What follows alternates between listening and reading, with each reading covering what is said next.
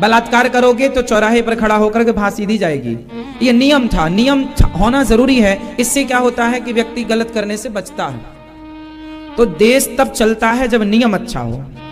तो देश में नियम है तो आपके परिवार में, आपके अपने रियल जिंदगी, रियल लाइफ में भी तो कुछ नियम बनाओ ना, कि इतने बजे सोने का नियम और इतने बजे जागने का नियम, ये खाने का नियम और ये ना खाने का नियम, ये बोलने का नियम, ये ना बोलने का नियम। भाई नियम तो बनाना। आज आप लोग परेशान क्यों हैं? क्योंकि आपके जीवन में कोई नियम नहीं है।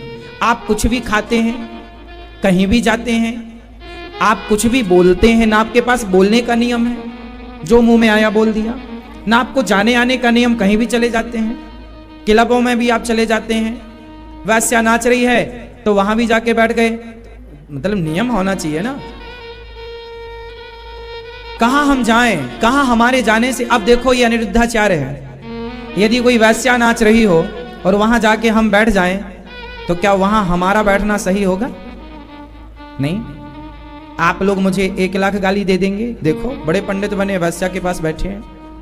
तो ये मेरा अपना नियम है कि मुझे कहां बैठना है और कहां। मैं नियम बना के ना चलता हूं कि मुझे किनके साथ बैठना है। भक्तों के साथ तो मैं बैठ सकता हूं फुटपाथ पर वैश्या के साथ नहीं बैठ सकता सोने के महलों पर। ये नियम बनाना पड़ेगा आपको। मैं आपके साथ नमक रोटी, भक्तों के साथ तो प्रसादी रोटी खा सकता हूं फुटपाथ पर, लेकिन बेईमानी करने वाला, चोरी करने वाला, शराब पीने वाला, मांस खाने वाले के पास मैं नहीं बैठ सकता, क्योंकि ये मेरे पर्सनल नियम है कि मुझे किसके साथ बैठना है और किसके साथ, अच्छे लोगों के साथ बैठना है। ये नियम मुझे बनाने पड़ेंगे। यदि आप नहीं बनाएंगे, अब जैसे आप लोग हैं, आप किसी से भी बातें करने लग जाते हैं। आपकी पड़ोसन अच्छी है या बुरी है, पड़ोसी अच्छा है या बुरा है, आप राह चलते जरा सा आपको धक्का लग गया ना, आप वहां उस पर गर्म होने लग जाते। क्यों? देख के नहीं चलता, अंधा है? नहीं, आप नियम वाले। नियम ये कहता है कि सबसे बातें नहीं करनी। बातें करो, राम राम सबसे करो, पर क्या बात करें। अब किसी का धक्का लग गया, किसी ने बोल दिया, अब मैं राह पर चल रहा हूं और किसी ने अनिरुद्धाचार्य को गाली दे दी, तो ये मेरा नियम है कि मैं उसकी गाली के बदले उसको गाली नहीं दूंगा, ना मैं उसे कुछ कहूंगा, मैं उसकी तरफ देखूंगा भी नहीं। ये मेरा नियम है। आप विश्वास ना हो तो आप देख लेना मुझे गाली, मैं आपकी तरफ देखूंगा भी नहीं। क्यों? क्योंकि मुझे आपकी गाली से कोई लेना देना नहीं है। क्योंकि ये मेरा नियम है कि जो मुझे गाली देगा, मुझे क्या करना, आप कम से कम कुछ दे ही रहे हैं, ले तो नहीं रहे हैं, गाली ही दे रहे हैं। अब मैं नियम नहीं बनाऊं तो क्या करूं? आपसे लड़ने लग जाऊं सड़क में, ए जी तुमने गाली क्यों दिया? अरे भाई आप गाली दे रहे हैं तो आप स्वतंत्र हैं देने के लिए, दे दीजिए, हमें क्या करना। आप लोगों के जीवन में नियम नहीं है, इसलिए आप परेशान हैं। हाँ या ना? हमारा नियम है कि 1 बजते ही हमें आपको कथा सुनानी है, 4 बजे तक सुनानी है, फिर 4 बजे के बाद हमें गौ माता का दर्शन करने जाना है, आप लोगों से मिलना है। नियम है, टाइम टेबल बना हुआ है, इतने बजे खाना है, इतने बजे नहाना है, इतने बजे सोना है, इतने बजे जागना है, पूरा नियम बना है।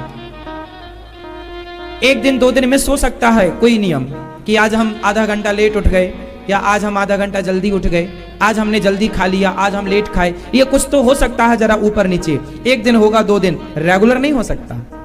ये नियम है। आप लोगों के जीवन में क्या है? कोई नियम नहीं। कभी भी सो रहे हैं, 12 बजे तक जाग रहे हैं और 10 बजे तक सो रहे हैं। देखो जी एक बात बताएं, क्या जानवरों में कोई नियम होता है? हाँ या ना? जानवरों में उनके रूल्स होते होंगे, कोई वो फॉलो करते हैं, कुछ जानवर करते हैं। जानवरों में कोई विशेष नियम नहीं देखे गए, पर हम इंसानों में नियम है। और जो इंसान के जीवन में कोई नियम नहीं है, कोई रूल्स नहीं है, वो इंसान है ही नहीं, वो जानवर है। बिना रूल्स का जानवर ही होता है ना। भैंस के आगे बीन बाजे और भैंस खड़ी पगुराए, ये बिना रूल्स की भैंस है, कहीं भी खड़ी होकर पगराती है। हाँ या ना? कोई रूल्स नहीं है उसकी, कोई रूल नहीं है ना। आपके जीवन में रूल है, नियम है, तो आपको किससे चलना है? सिस्टम से, नियम से। और सिस्टम बनाएगा कौन? आपके रूल्स कौन तय करेंगे? आप खुद। मेरे रूल्स मैंने बनाए, मेरा उठने का नियम मैंने बनाया, मेरे सोने का नियम मैंने बनाया, मेरे खाने में क्या खाऊंगा वो भी नियम मैंने बनाया। मैंने तय किया कि मैं क्या खाऊंगा क्या नहीं खाऊंगा। मेरे सामने 56 भोग है, जलेबी है, रसमलाई है, रसगुल्ला है, गुलाब जामुन है, गुजिया है, सब्जी है, दाल है, चावल है, सब कुछ है, लेकिन मैं तय करूंगा कि इनमें से मुझे क्या खाना है। और मैं तय किस हिसाब से करूंगा कि मेरे स्वास्थ्य के लिए क्या सही है। इनमें ना तो रसगुल्ला सही है, ना तो गुलाब जामुन सही है, ना तो जलेबी सही है, ना तो फला। मेरे लिए सही क्या है? अंकुरित चना, अंकुरित दाल। 56 भोग होगा, उसमें यदि अंकुरित अनाज होगा तो मैं वो उठा के खाऊंगा, ना कि मैं जलेबी खाऊंगा, ना कि मैं रसगुल्ला खाऊंगा। क्योंकि मुझे पता है कि मेरे स्वास्थ्य के लिए क्या सही है और क्या गलत है। ये क्या होता है? नियम। अब आप लोगों के सामने कुछ भी आ जाए ना, आओ टूट पड़ते हैं बिना नियम के। कोई नियम नहीं है आपका, कुछ भी बातें करते आप लोग ना, बातें करते हैं, कुछ भी बातें कर, नियम बनाओ, ये बातें करेंगे जो बातें हमारे से रिलेट होती हैं, जिससे हमें कोई लाभ है, हम वो बातें करें ना। हम ओबामा की बातें क्यों करें? अब चलो भाई, क्या ओबामा का कितनी पत्नियां, ओबामा की कितने बच्चे, कहां रहता है ओबामा, क्या करना ओबामा से? आप लोग वो बातें करते हैं जिनसे आपका कोई लेना देना। बातें करनी है तो महाराणा प्रताप की बात करो। महाराणा प्रताप का जन्म कहां हुआ, कितने दिन उन्होंने शासन किया, उनके शासन में वो उन्होंने कैसे शासन किया, क्या अच्छा किया था, क्या बुरा किया था, जानो, इतिहास को जानो, टटोलो, कुछ सीखने को मिलेगा। झांसी की रानी ने क्या अच्छा किया, पृथ्वीराज ने क्या अच्छा किया, मीरा ने क्या अच्छा किया, राम जी ने क्या अच्छा किया, जानो, अच्छी चीजें ग्रहण करो। शिवाजी ने क्या अच्छा किया, जीजाबाई ने, शिवाजी की मां जीजाबाई, जीजाबाई से क्या ग्रहण। ये जितनी महिलाएं बैठी हैं, आप जीजाबाई का इतिहास जरूर पढ़ो। जीजाबाई के कारण उनका बेटा शिवाजी हुआ। मां ने संस्कार ना दिए होते तो वो ना होता। तो जीजाबाई का बहुत बड़ा, उनकी मां का नाम जीजाबाई है, शिवाजी की मां का। तो जीजाबाई के बारे में, अब आप किसके बारे में, वो पड़ोसन ऐसी है, हाँ पड़ोसन, पड़ोसन, पड़ोसन, क्या करना तुम्हें पड़ोसन से? समय ही तो गवा रहे हो। समझदार लोगों के लक्षण ये नहीं है कि तुम दुनिया के बारे में बात करो, तुम्हें बात करनी है इतिहास की बातें करो, शास्त्रों की बातें करो, अच्छी बातें करो जिनसे आपका लाभ है। आप मुझे बताइए कि आप जो बातें करते हैं उनसे आपका कोई लाभ है? आप बिजनेस की बातें करो, व्यापार की बातें करो, अपनी तरक्की की बातें करो, अपने उत्थान की बातें करो, लेकिन आप बातें किसकी करते हैं कि वो बहुत आगे जा रहा है, उसे कैसे पीछे किया जाए, वो बहुत तरक्की कर गया, उसे कैसे पीछे किया जाए, हमारा पड़ोसी बहुत तरक्की कर गया, कैसे। आप इन बातों से क्या होगा? आप किसी को पीछे क्यों करना चाहते हैं? आप अपनी दौड़ इतनी बढ़ाओ, अपनी स्पीड इतनी बढ़ाओ कि आप सबसे आगे हो जाएं, आपको किसी को पीछे नहीं करना। बताइए क्या सही है? महाराणा प्रताप के बारे में, शिवाजी के बारे में बात होनी चाहिए कि पड़ोसी पड़ोसन के बारे में बात होनी चाहिए? बताओ। ध्रुव प्रहलाद के बारे में बात होनी चाहिए कि आपके देवरानी जेठानी के बारे में? बोलो। और आप लोग सच्ची बताना, आप लोग जो भी बातें करती हो या करते हो, दोनों से सवाल, स्त्री पुरुष, उन बातों में कितनी बातें आपके हित की होती हैं?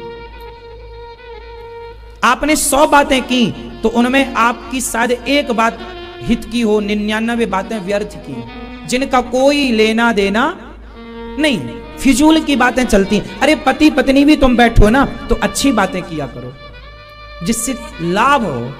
अब कई बार पति पत्नी बातें करते करते लड़ने लग जाते हैं,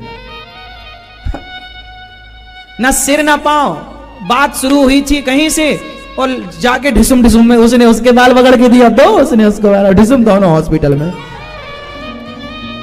कई बार आप बातें करते करते लड़ने लग जाते हैं। हाँ या ना, बात तो हुई थी बिल्कुल प्यार, हंसते हंसते आपस में बात चालू, लेकिन वो झगड़े में बदल जाते। ऐसा होता है कि नहीं? तो ये समझदारी है या बेवकूफी है? और आप लोग ये बेवकूफी रोज करते हैं। आज से नियम, आज से क्या नियम? किस में रहेंगे? किसका नियम? खुद का नियम। खुद नियम बनाओ, खुद फॉलो करो। खुद नियम बनाओ, खुद के लिए बनाओ, खुद अमल करो, खुद उस नियम पर चलो। मेरा नियम है कि मैं भगवान जी की, मेरा नियम है रोज हवन करूंगा, हवन हवन करूंगा, मैं नियम है करूंगा, उसके बिना भोजन नहीं करूंगा। नियम मतलब नियम, कितना भी लेट हो जाए, कितना भी भूख लगी हो, पर बिना नियम के भोजन नहीं। नियम मतलब नियम। अच्छे नियम बनाओ, नियम बनाओ कि रोज भगवान का दर्शन करेंगे, नियम बनाओ कि रोज कीर्तन करेंगे, श्री कृष्ण गोविंद हरे मुरारी हे नाथ। दुनिया कहीं चली जाए, उलट पलट हो जाए, पर अपने नियम का पक्का, अपने सिद्धांतों का पक्का बनो। बनोगे? यदि जीवन में सुखी होना चाहते हो तो नियमावली बनाओ, और यूं ही कुत्तों बिल्लियों की तरह जीना है तो फिर आपका जो है ठीक है। आप बीमार पड़ जाते हैं इसलिए क्योंकि खाने का नियम नहीं है, क्योंकि सोने और जागने का नियम नहीं है। आप लड़ाई झगड़े में उलझ जाते हैं क्योंकि आपके पास बोलने का नियम नहीं है। आपका नुकसान हो जाता है क्योंकि आपके पास बिजनेस के नियम नहीं है, धन के नियम नहीं है कि धन कैसे कमाना चाहिए। नियम नहीं है, सिद्धांत नहीं है। और याद रखना, हर चीज के नियम होते हैं। बिजनेस करना है उसका भी नियम है, पैसा का, खेती करना है तो उसका भी नियम है। खेती करना है इसका मतलब ये नहीं कि खेत में कभी भी आप बो देंगे ना, बोने का नियम है कि जब खेत उस लायक बना, किसान पहले खेत को लायक बनाता है, जब उस लायक होगा तब बीज बोएगा, तब फसल होगी। गलत टाइम पर फसल बोई तो फसल खत्म हो जाएगी। हाँ या ना? किसानी का भी नियम होता है, सीजन होता है, समय होता है। अब सर्दी आ गई, अब कोई धान बोए तो धान नहीं होगी, अब ये गेहूं का सीजन है, ये चने का सीजन है, ये धान का सीजन नहीं है। तो मतलब नियम है ना, मतलब प्रकृति भी तो ये नियम से चल रही है। आम का पेड़ लगाया कभी भी आपने, पानी खाद का कभी भी डाली, पर उसका फल उसके समय पर लगेगा, उसका जब सीजन आएगा तब लगेगा। हाँ या ना? चाहे जब नहीं फल लग जाएगा। तो प्रकृति नियम से चल रही है। कुछ सीजनी होते हैं, सीजन में ही होगा, बिना सीजन क्या वो नहीं होगा। सड़क के किनारे आपने ध्यान दिया हो, कितना भी पानी बरस जाए सर्दियों में कितना भी पानी बरस जाए, अप्रैल में कितना भी पानी बरस जाए, लेकिन सड़क के किनारे जो बरसाती घास होती है वो बरसात में ही होती है। अन्य सीजन पर कितना भी पानी बरस जाए, आप कितना भी पाइप से उसे गीला कर दो, लेकिन उसमें जो अंकुर लगेगा वो बारिश में ही लगेगा। हाँ या ना? क्यों जी? सही है। तो प्रकृति किससे चल रही है? जोर से। नियम ऐसा है कि कद्दू के बीज से कद्दू का ही फल होगा, आम नहीं हो सकता, और आम के बीज से आम ही होगा।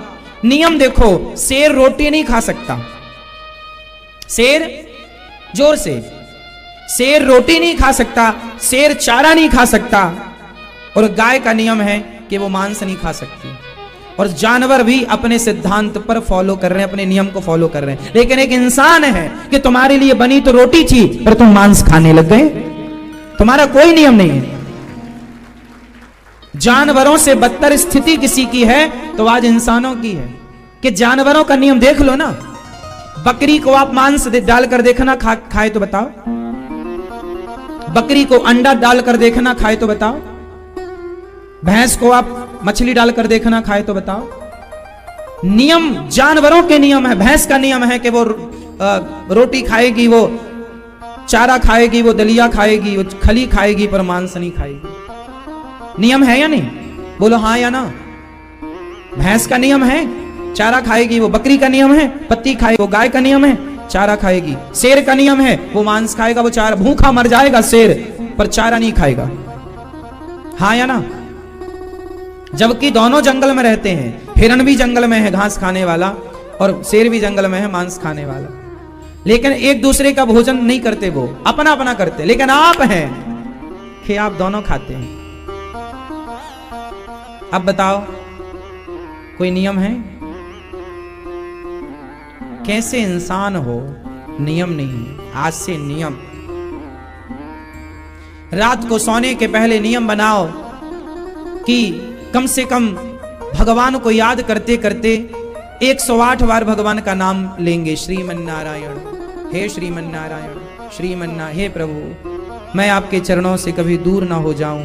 ऐसे प्रार्थना करो, हे श्रीमन्नारायण। ऐसे बोलो 108 बार, हे श्रीमन्नारायण, हे श्रीमन्नारायण, मैं पापी हूँ, अधम हूँ, जैसा हूँ आपका हूँ, आपकी हूँ। ऐसा नियम बनाओ कि 100 बार बोलेंगे कि हे प्रभु मैं पापी हूँ, हे प्रभु मैं अपराधी हूँ, मुझे क्षमा कर दो। ऐसा बोल के फिर भगवान, नियम बनाओ कि भगवान का चिंतन करके ही सोएंगे। नियम बनाओ, नियम बनाओ कि जागते ही सबसे पहले दोनों हाथों का मंथन करेंगे, फिर कराग्रे वस्ते लक्ष्मी, कर मध्य सरस्वती, कर मूले तो गोविंद, प्रभाते कर दर्शनम कर श्लोक पढ़ेंगे। नियम बनाओ कि पहले पृथ्वी माँ को प्रणाम करोगे, फिर नियम बनाओ कि प्रणाम करने के बाद बिस्तर पर बैठे बैठे ही 2 मिनट के लिए भगवान का स्मरण करेंगे। हे नाथ, आपने आज की सुबह दी, मेरी वाणी से, मेरे कर्म से, मेरे वचन से कभी किसी का दिल ना दुखे, कोई अपराध ना बने। नियम बनाओ कि सबसे पहले जागते ही पहले उस परमात्मा को याद करेंगे, उस श्याम सुंदर को, श्रीमन्नारायण को याद करेंगे, जिसने आपको ये जीवन दिया है, जिसने माँ के पेट में आपकी रचना की, आपकी आंखें कान सही जगह लगाया और आपको स्वस्थ शरीर दिया, लंगड़ा नहीं बनाया, अंधा नहीं बनाया, बहरा नहीं बनाया, काना नहीं बनाया। तो जिसने आपको सब दिया है, एक बार धन्यवाद तो बनता है जागते। नियम बनाओ कि उसका पहले धन्यवाद दोगे। सवेरे जाग कर 1 लोटा पानी पियो। नियम बनाओ कि रोज जागने के बाद पहले 1 लोटा, ये आपका स्वास्थ्य चालू हो गया। अब 1 लोटा पानी पियोगे। नियम बनाओ, नियम बनाओ कि 1 लोटा पानी पीकर 100 कदम चलोगे। 100 कदम चल करके फिर शौच करने जाओगे। शौच करने के बाद नियम बनाओ कि नहाओगे। शौच के बाद क्या नियम बनाओ? नहाओगे। शौच के बाद स्त्री पुरुष दोनों को नहाना चाहिए, बिना नहाए शुद्धि नहीं होती। और लघु शंका करने गए हो तो नियम बनाओ कि 4 कुल्ला करेंगे और हाथ पांव धोलेंगे, तब लघु शंका से शुद्धि होती है। नियम बनाओ, शौच के बाद नहाओगे, नहा के 1 लोटा जल लो और नियम बनाओ कि सबसे पहले सूर्य भगवान को जल चढ़ाएंगे। सूर्याय नमः, आदित्याय नमः, भौमाय नमः, खगाय नमः, मित्राय नमः, भास्कराय। नियम बनाओ। फिर नियम बनाओ कि आपके घर में गोपाल जी हैं, शालिग्राम जी हैं, तो आप थोड़ा कभी पत्नी और कभी पति, कभी दोनों, उनकी पूजा करो, नहलाओ भगवान को, श्रृंगार करो, उनको तुलसी चढ़ाओ, चंदन लगाओ।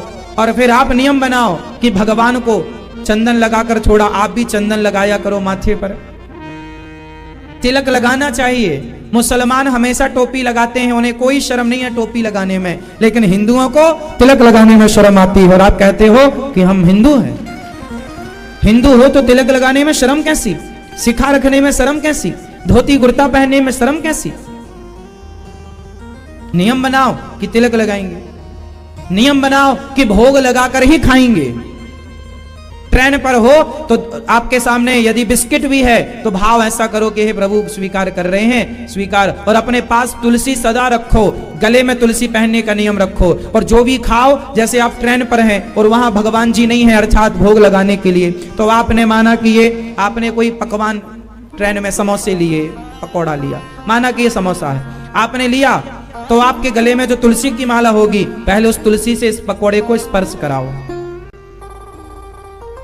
संतों के गले में माला होती है और संत पानी भी पीते हैं ना, तो पहले तुलसी की माला से पानी को टच कर लेते हैं, शुद्धि हो जाती है। खाना पीना को टच कर लेते हैं ऐसे तुलसी से, शुद्धि हो जाए। हम लोग इतना गटर माला क्यों पहन के रखते हैं? इसलिए कि कहीं ना मिला नियम वगैरह करने का तो इसी से काम चला लेते हैं। तुलसी सब जगह नहीं मिलती ना। अब ट्रेन में कहाँ तुलसी धरी है, तो अपनी तुलसी ये स्पर्श कराओ और ऐसे स्पर्श करा के ऐसे करो। जो भी आप लिए हैं, समोसा लिए हैं, नमकीन लिए हैं, मिठाई लिए, तो ऐसे स्पर्श कराओ तुलसी और स्पर्श करा के ऐसे भाव बनाओ, हे प्रभु स्वीकार कीजिए, ऐसा भाव। ट्रेन पर ही, आप ट्रेन पर है ना, ट्रेन पर ही समोसा खाने का मन है तो तुलसी का स्पर्श कराया, अब भाव बनाओ, हे श्याम सुंदर भोग लगाइए। लग गया भोग, भगवान को स्मरण कर लिया, लग गया वो, अब आप खाओ, वो प्रसाद है। नियम, ये नियम है। और नियम नहीं है तो नियम बिना सब अधूरा। बहुत बड़े नियम नहीं है तो ऐसा नियम होना चाहिए।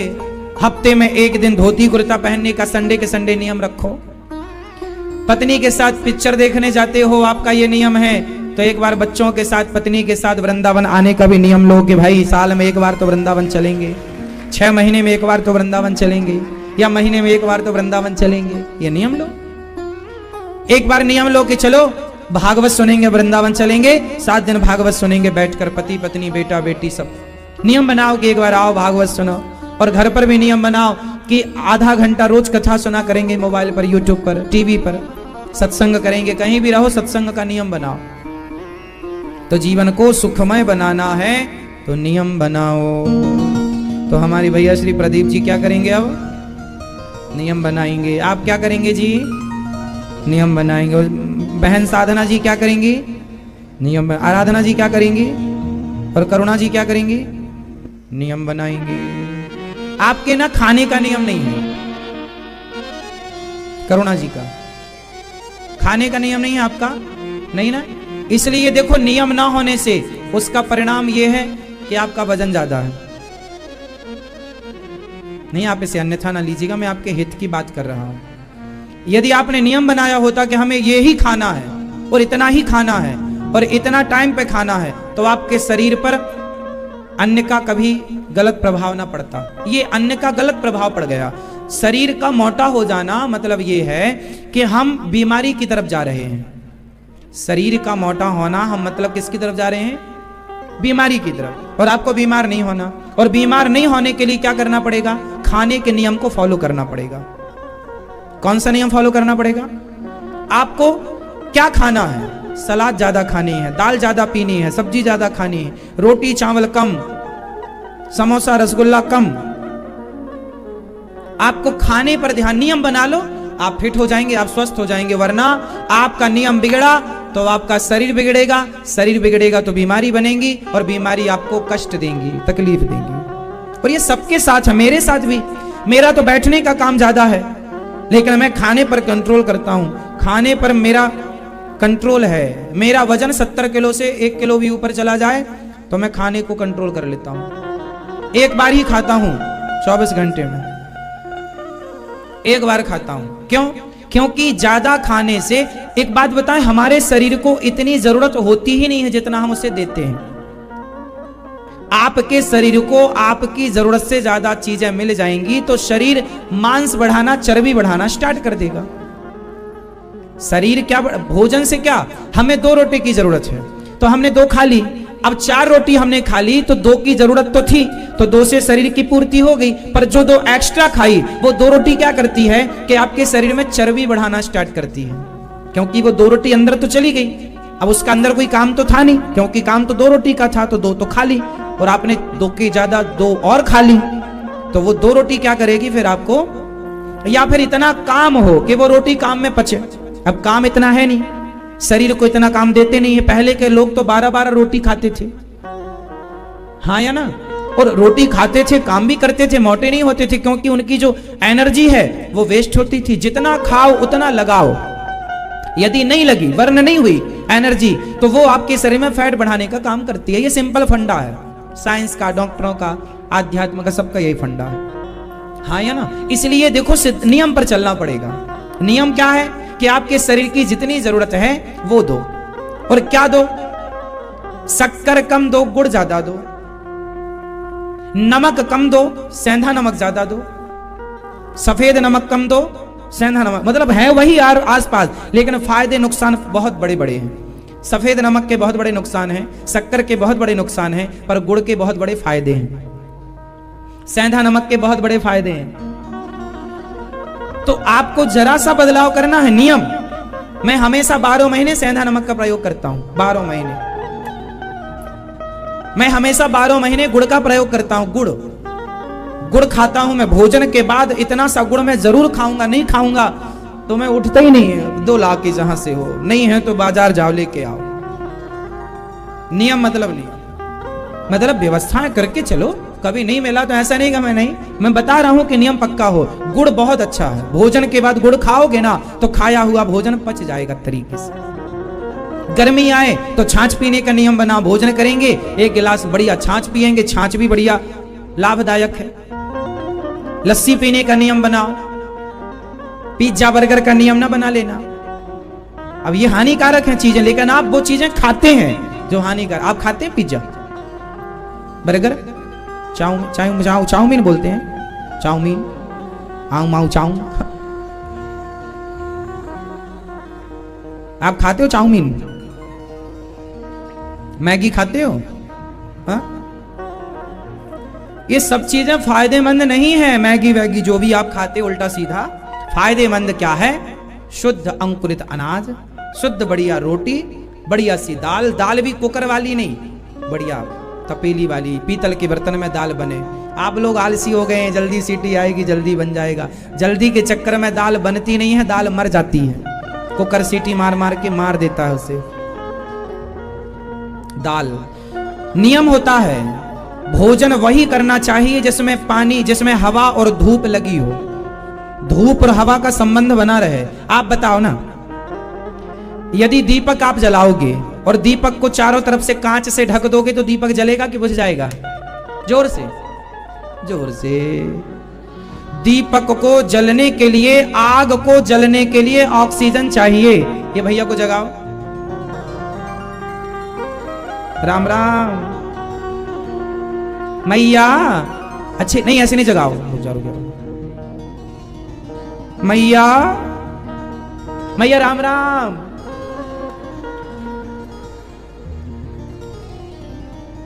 अब मैं ये जाके कि नहीं हम सो थोड़ी रहेगा, हम तो ध्यान में थे। हाँ। मैया जागो मेरी माँ। तो आज से क्या बनाएंगे आप लोग? नियम, खाने का, उठने का, बैठने का, बोलने का। चलो। राजा परीक्षित को कितने दिन में मरने का श्राप लगा? कितने दिन का? 7 दिन में मर जाएंगे। अच्छा, राजा परीक्षित ने कलयुग को रहने के कितने कमरे बनवाए थे? ये मैया बताएंगी, कल सुन रही थी मैया। कलयुग के कितने कमरे हैं? 4। कौन कौन से? एक कान, हाँ, एक आंख, और कलयुग 4 जगह रहता नहीं, 5 जगह, 5 भी बताएंगे। पंचायती मैया सुन लो मेरी माँ। कलयुग कहां कहां रहता है? द्यूतम, जुआ, जुआ ना खेलना आप लोग। खेला था कौरवों ने, सर्वनाश हो गया। आप तो नहीं खेलते जुआ मोबाइल पर? वो रमी अमी तो नहीं खेलते? आप लोग खेलते हो? ताश मास आप खेलते हो? दादाजी आप ताश खेलते हो? वो दादाजी पूछो जरा उनसे, आप ताश खेलते हो? ताश पत्ते दादाजी खेलते हैं? नहीं। गांव में बूढ़े बूढ़े लोग ताश खेलते रहते हैं, एक्सपायरी डेट वाले। बेचारे वो भी सोचते हैं घर में रहेंगे तो बहू अभी पोता ला के रख देगी, गोदा पोता खिलाओ, उसकी नाक साफ करो, इसलिए भाग जाते हैं, चलो जुआ ही खेलेंगे। वो बचने के लिए भागते हैं। बूढ़ों का क्या काम? घर में रहो तो पोता पोती खिलाओ। वैसे एक बात बताएं, ये बुढ़ापा जो है अच्छा है। ये बुढ़ापे में ना जिम्मेदारियां कम कर लेनी चाहिए, सब बच्चों को दे देनी चाहिए जिम्मेदारियां, और अपना शांत चित्त से अब बुढ़ापे में भगवान के चरणों में पूरा जीवन अब समर्पित कर देना चाहिए। भगवान में लगाओ। बुढ़ापे में तो देखो भक्ति का दीपक कम से कम जले। लेकिन आजकल कुछ बूढ़े ऐसे हैं कि बुढ़ापे में भी वो भगवान में मन नहीं लगता। बुढ़ापे, मैंने एक दिन बोला था, बुढ़ापे में मन ज्यादा परेशान करता है। इसलिए देखो, सुबह होती है, दोपहर होती है, और फिर क्या हो जाती है? जोर से, शाम। सुबह, दोपहर और जोर से दोहराओ। सुबह, दोपहर, सब बोलो। सुबह, दोपहर, 3 है। सुबह, दोपहर, शाम, 3। यहां भी 3 है। लड़कपन, जवानी और लड़कपन, जवानी और लड़कपन है सुबह, जवानी है दोपहर, और बुढ़ापा है शाम। जिनका बुढ़ापा आ गया है, समझ लो कि ये जिंदगी की शाम आ गई है। कभी भी रात आ जाएगी। रात मीन्स मृत्यु, कभी भी मृत्यु आ जाएगी, इसलिए बुढ़ापा है, ये जीवन की शाम है। और एक बात बताओ, आप लोग घर में दिया बत्ती कब करते हैं? सुबह को, दोपहर को, या शाम को? जोर से। घर में दिया बत्ती शाम को। सुबह ना करो चलेगा, दोपहर को ना करो चलेगा, शाम को करना पड़ेगा। शाम को दीपक जलाना अनिवार्य है, हाँ या ना?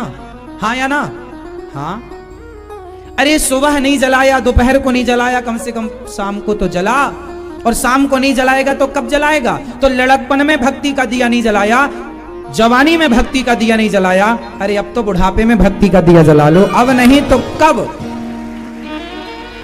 ये बुढ़ापा है साहब, अब इसके बाद सीधा रात्रि होने वाली है, शाम है ना, और शाम के बाद तुरंत क्या आएगी? रात, काली अंधियारी रात, मृत्यु, यमराज पकड़ के ले जाएंगे, चलो टाइम पूरा। इसलिए यमराज आए, यमदूत आए, उसके पहले प्रेम का, भक्ति का दीपक जला लेना। जहां प्रेम और भक्ति का दीपक होता है, उस प्रकाश के आगे यमराज कभी नहीं आते, यमदूत कभी नहीं आते, उनके लिए भगवान के पार्षद आते हैं। चलो जी, तुम भगवत धाम के अधिकारी हो, क्योंकि तुमने भक्ति का दीपक जलाया है। राम नाम मणि दीप धरूं, जीह देहरी द्वार, तुलसी भीतर बाहिरो, जो चाहत उजियार। राम नाम का दीपक, राम नाम के दीपक को मन में तू कब जलाएगा? राम नाम के साबुन से जो मन का मैल छुड़ाएगा, और निर्मल मन के दर्पण में वो प्रभु। तो आप भी अपना मन को धुल लो, साफ सुथरा। आप लोगों का शरीर बड़ा साफ सुथरा होता है, परफ्यूम डाल के महकते रहते हो, लेकिन मन में कितनी गंदगी है। कभी आप अपने आप को झांक कर देखिएगा, आपके मन से दुर्गंध निकल रही है। कितना गलत विचार है आपका, मन कितना गंदा है, कहां कहां जाता है आपका मन, कहां कहां नहीं जाता, देख लो। आप परेशान किससे हैं? आप मन से परेशान हैं, इसलिए मन से कहो, रे मन तू सत्संग कर, छोड़ जगत की रीत, अंत समय पछताएगा जब आयु जाएगी बीत। हाँ, परीक्षित, कलयुग को रहने के जुआ, शराब, चरित्रहीनता, मांस और बेईमानी से कमाया गया धन, ये सब कुछ दिया परीक्षित जी ने रहने को। तो कलयुग हर बुरी जगह पर रहता है, इसलिए हर बुरी जगह से बचो। सुखदेव भगवान ने कहा कि ज्यादा हाय हाय संग्रह परिग्रह में ना पड़ो, जिसे लक्ष्मी चाहिए वो माया की उपासना करे। जीवन तो सांस तो लोहार की झुकनी भी लेती है, तरवह किम न जीवंती भस्रः किम न स्वसंतुतः, न खादंती न मेहंती किम ग्राम पशुओं परे। जीवन उम्र तो पशु पक्षियों की भी होती है, पर वही उम्र सार्थक है जो उम्र भगवत चिंतन में जाए। सुखदेव जी ने प्रणाम किया, नमः परस्मै पुरुषाय भूयसे सदुद्भवस्थान निरोध लीलया, गृहीत शक्ति तृतीयाय देहिना मंत्र भवाया अनुपलक्ष्य वर्तमने। उन पुरुषोत्तम भगवान को प्रणाम किया सुखदेव भगवान ने, जो सृष्टि की उत्पत्ति, पालन और संहार करने वाले हैं। जब भगवान नारायण ने सृष्टि उत्पन्न की, ब्रह्मा जी को प्रकट किया, तो अभिमान ना हो इसलिए चतुश्लोकी भागवत सुनाई। अहमेवासमेवाग्रे नान्यद यद सत्परम, पश्चादहम यदेतच्च यो वसिष्येत सोऽस्म्यहम्। अहमेवासमेवाग्रे नान्यद यद सत्परम, पश्चादहम यदेतच्च यो वसिष्येत सोऽस्म्यहम्। ऋतेर्थम यत् प्रतीयेत न प्रतीयेत चात्मनि, तद्विद्यादात्मनो माया यथा भासो यथा तमः। 4 श्लोकों की ही व्याख्या व्यास जी ने की, 18,000 श्लोक, 10 लक्षणों का वर्णन भागवत जी में। अत्र सर्गो विसर्गश्च स्थानं पोषणमूतया, मनवंतरेशानुकथा निरोधो मुक्तिराश्रय। सर्ग विसर्ग स्थान पोषण होती, मनवंतरेशानुकथा निरोध मुक्ति और आश्रय, सबका वर्णन हुआ। भगवान की कृपा करुणा का वर्णन सुखदेव भगवान ने किया कि भगवान जब शांति दूत बनकर गए तो दुर्योधन के यहाँ गए, पर दुर्योधन ने भगवान के प्रस्ताव को स्वीकार नहीं किया। और भगवान ने कहा कि तुमने हमारा प्रस्ताव स्वीकार नहीं किया तो हम भी तुम्हारा भोजन स्वीकार नहीं करेंगे। और भगवान दुर्योधन की मेवा त्याग कर कहाँ गए थे? बताओ भगवान किनके यहाँ गए थे दुर्योधन की मेवा त्याग करिए? भाई भैया बताएंगे, नहीं मालूम? आप बताओ भैया, आप कहाँ क्या कहाँ गए थे? विदुर जी क्या? फिर विदुर जी ने क्या खिलाया भगवान को? चावल। विदुर जी ने चावल खिलाया। कैसे? खिचड़ी वाले चावल, खीर बना के? खीर खिलाई कि खिचड़ी? चावल में क्या मतलब? खीर बनाई चावल की? दाल? दाल भी थी? हा? क्या? साग? कौन सी साग? हा? तो विदुर जी ने खिलाई थी साग के, विदुरानी ने खिलाई थी? हाँ। विदुर नहीं घर थी विदुरानी, आज उनके जीवन की हो रही सराहना, आज हरि आए विदुर घर पाहुणा। आज हरि आए, आज हरि आए विदुर घर पाहुणा।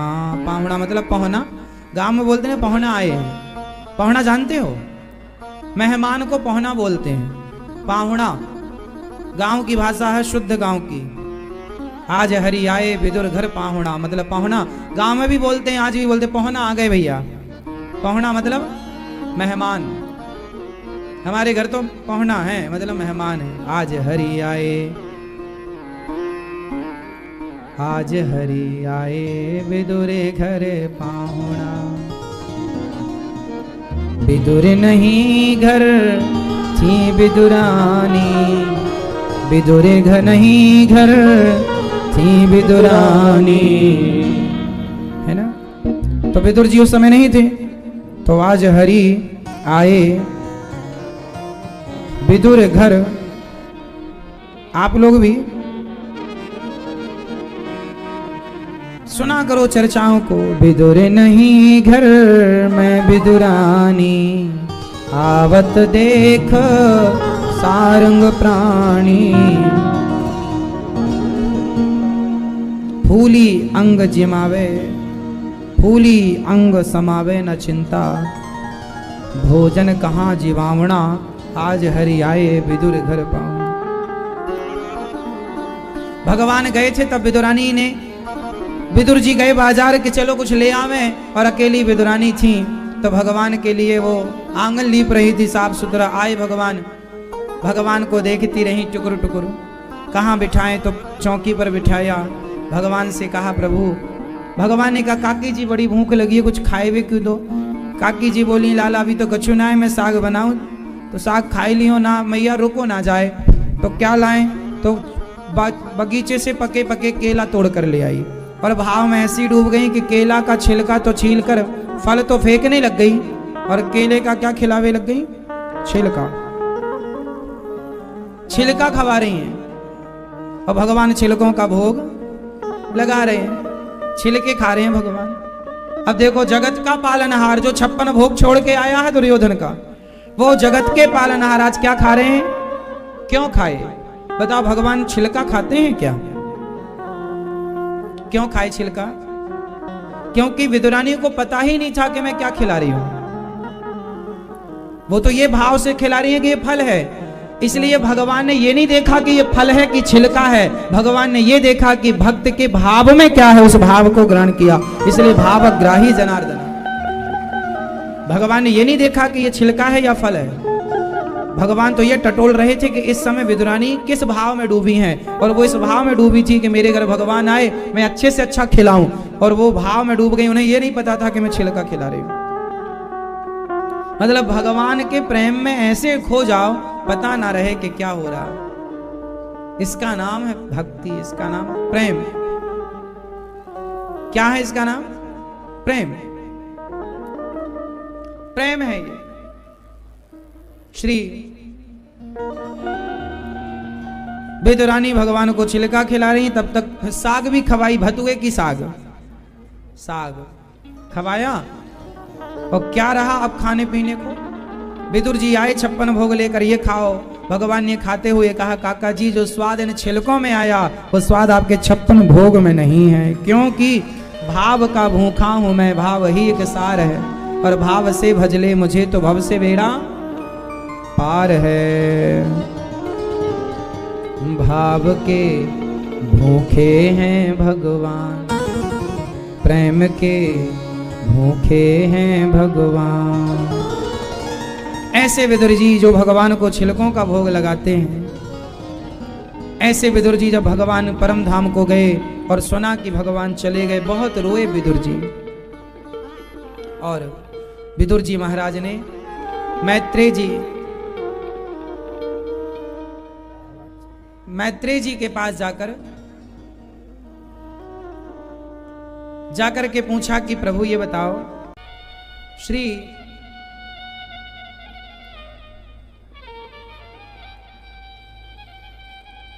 ये रबड़ी है तो गुड़ क्यों खाना, ये कहावत है। इसका मतलब ये नहीं है कि आप रबड़ी खाएं और गुड़ ना खाएं, ये कहावत है। स्वाद के लिए तो रबड़ी अच्छी है, पर स्वास्थ्य के लिए गुड़ अच्छा है। तो आपको तो गुड़ ही खाना है, पर कहावत कही जाती है।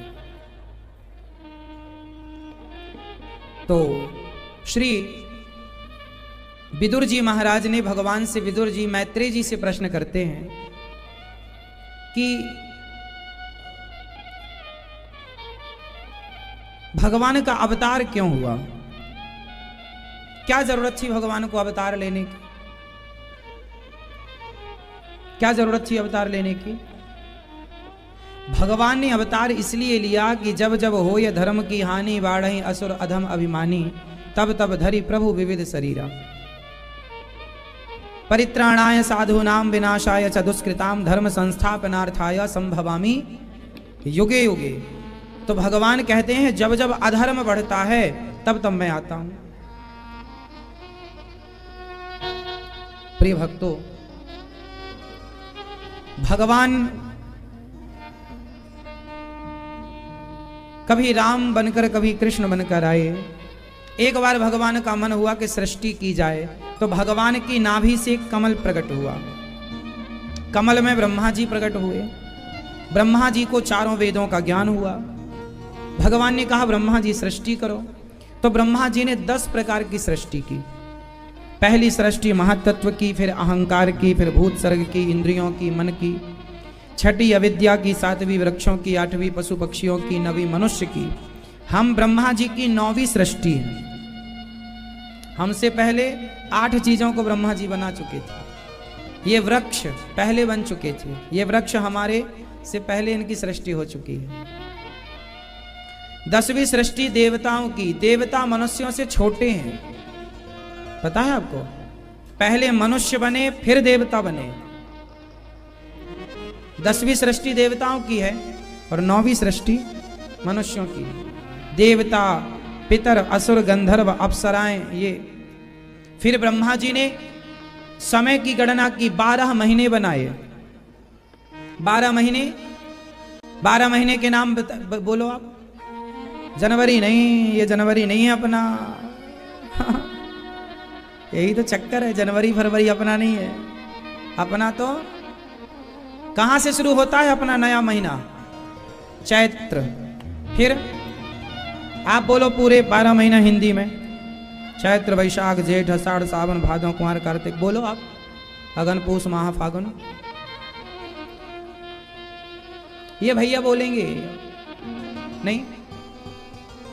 जनवरी फरवरी मार्च अप्रैल तो सबको पता है, पर ये हमारा पंचांग नहीं है। हमारा पंचांग तो चैत्र, वैशाख, जेठ, आषाढ़, सावन, भादो, कुंवर, कार्तिक, अघन। ये कौन सा महीना चल रहा है?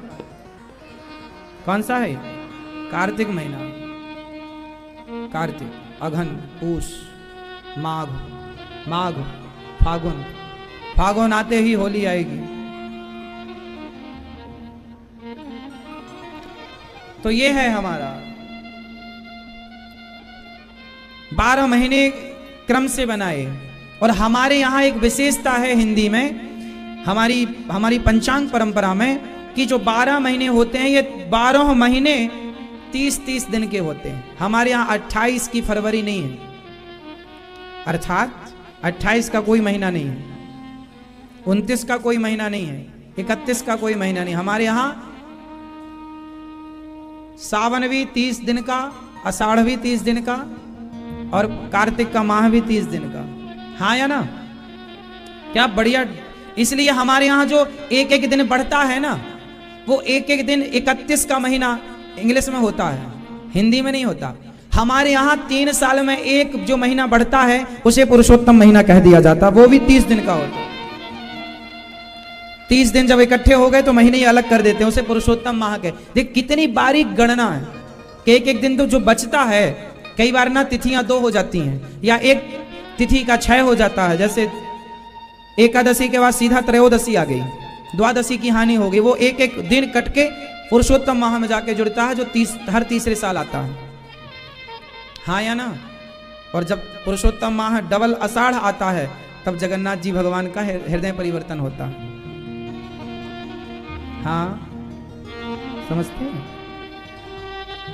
कितने महीने हैं अपने? जोर से।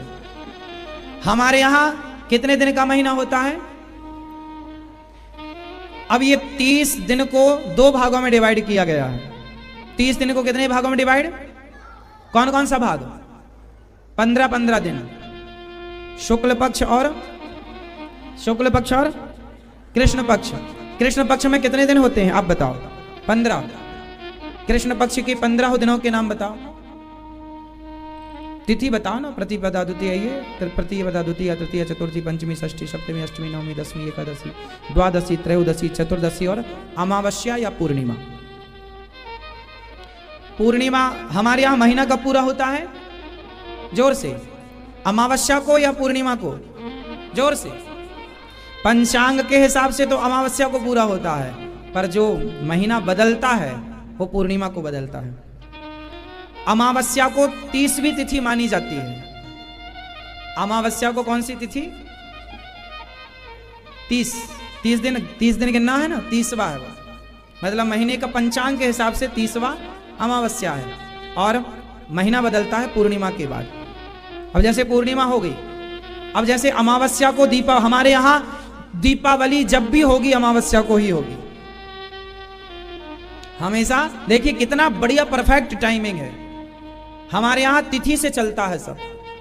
मकर संक्रांति 14 को ही होगी तारीख के हिसाब से, पर वो तिथि है। तिथि हमारी आएगी मकर संक्रांति, मकर वो तिथि में जाके 14 जनवरी को ही आती है।